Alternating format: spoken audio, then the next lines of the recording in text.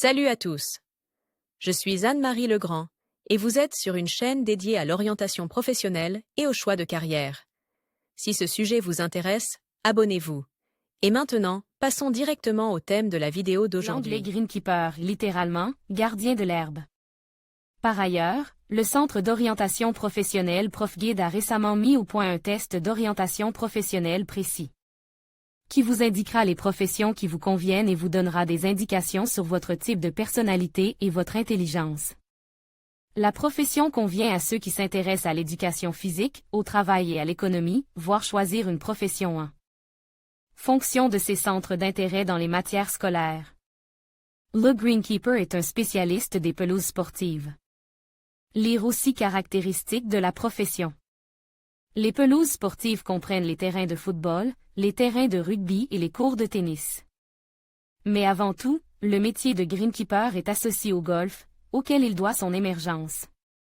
Un terrain de golf est un système complexe.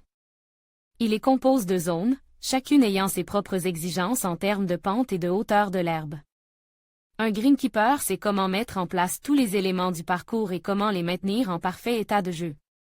Le fairway, allée, est la plus grande partie du terrain de golf et est recouvert d'un gazon de longueur moyenne. Sur les bords, dans le rough, l'herbe est plus haute. L'herbe la plus courte pousse sur le green, c'est-à-dire autour du trou. Le break est une partie délicate du pitch, qui est conçue avec une pente spéciale de sorte que la balle ne roule pas droit mais va légèrement sur le côte au moment de l'impact. En outre, la surface du terrain comporte des bunkers, c'est-à-dire des fosses de sable pour la balle, et des obstacles d'eau. La culture de ce type de gazon est un processus long. Selon les experts, il faut un quart de siècle pour qu'un terrain devienne vraiment bon. Voulez-vous devenir un professionnel en seulement 2 mois? Choisissez une profession utile qui aide les gens. Le cours d'Elmira Davidova. Par essence, un parcours de golf est une œuvre d'art. Il existe de véritables chefs-d'œuvre parmi les terrains de golf, et ce n'est pas un hasard si les noms de leurs créateurs sont bien connus des amateurs de golf, Alistair McKenzie, Donald Ross, Peter Dye et d'autres. Mais un terrain de golf est aussi un organisme vivant. Sans soins et sans entretien attentif, le parcours n'améliorera jamais ses qualités. Et comment juger des qualités d'un green sans jouer au golf? Les greenkeepers ne sont pas seulement des agronomes qui connaissent les règles du golf.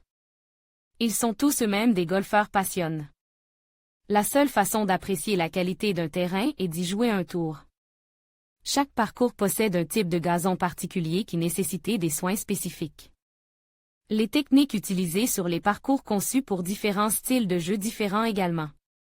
Par exemple, sur les links et les heathlands, le style de jeu pitch and amp, run et prone, alors que sur tous les autres parcours, c'est le style target golf qui est prone.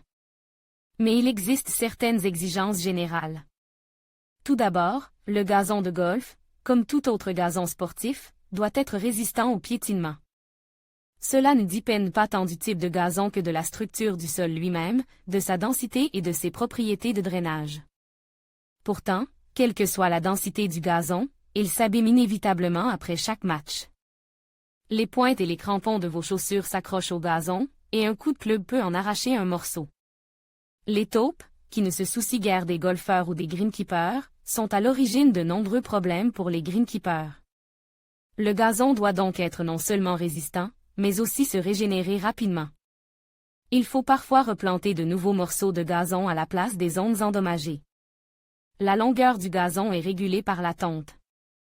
Sa fraîcheur et sa vigueur sont entretenues par des engrais spéciaux et un arrosage quotidien. S'il pleut pendant le tournoi, les greenkeepers ont pour mission inverse d'assécher le terrain.